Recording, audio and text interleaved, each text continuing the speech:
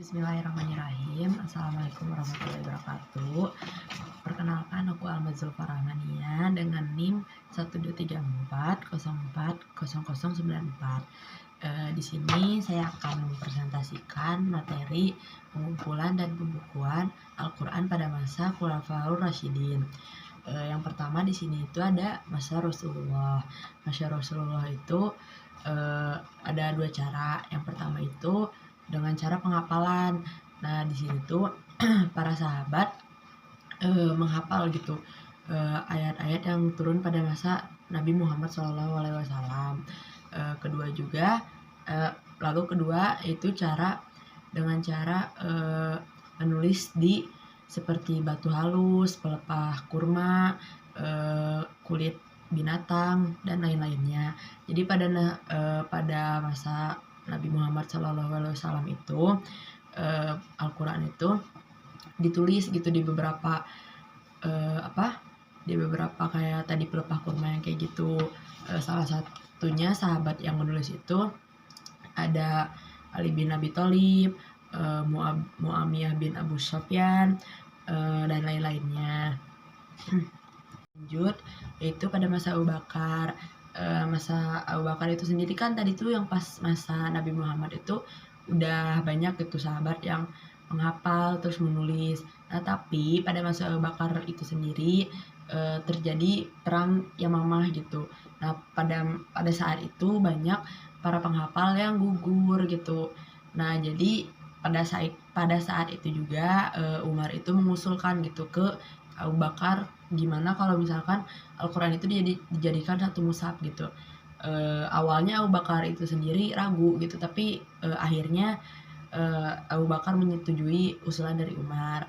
Nah, lalu waktu itu tuh Abu Bakar menunjuk Zaid yang pada masa itu juga pada masa Rasulullah waktu itu Zaid itu menulis Al-Quran juga di pelepah kurma, batu halus yang kayak gitu pokoknya.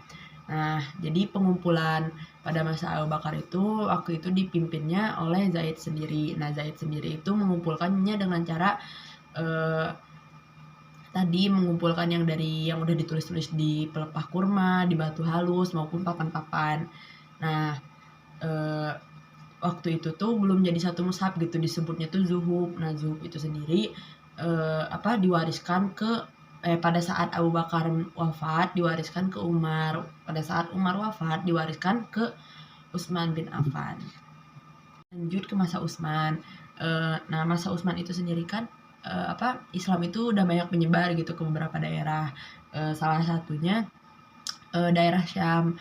Nah, umat muslim itu mengikuti cara baca Al-Qurannya itu mengikuti sahabat tertentu. Seperti di Syam itu mereka mengikuti Ubay bin Ka'ab. Di daerah lain juga berbeda gitu. Nah, maka dari itu, dari perbedaan cara membaca itu terjadinya perselisihan gitu antara umat Islam.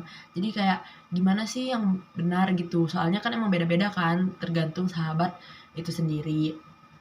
Nah, maka dari itu pada masa Utsman itu meminjam mushaf yang tadi dari Abu Bakar yang masih disebutnya suhuf gitu, belum satu mushaf langsung.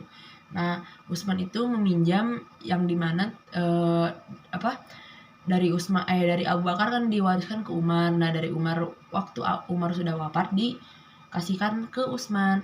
Nah, di masa Utsman itu sendiri dikumpulkan gitu, langsung dijadiin satu mushaf yang dimana waktu itu tim yang mengitukannya tuh salah satunya Zaid bin Sabit yang menyalinnya gitu. Nah, pada saat itu pada masa Utsman itu udah terkumpulkan lah tuh Al-Quran itu dalam satu mushaf atau buku. Nah, dimana pada masa Utsman juga Utsman memerintahkan yang masih Al-Quran yang masih belum yang waktu itu ditulis di papan yang kayak gitu, di pelepah pisang kayak gitu, untuk dibakar. Kenapa? Karena menghindari tadi yang perpecahan, perselisihan karena perbedaan cara membacanya gitu. Nah, jadi dikenal lah waktu itu tuh mushaf Utsmani. Nah, mushaf ini juga udah tersebar tuh di beberapa kota besar seperti Madinah, Syam, terus Mekah gitu.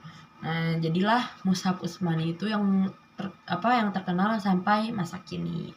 Mungkin sekian penjelasan dari saya mengenai pengumpulan dan pembukuan Al-Quran pada masa Khulafaur Rasyidin.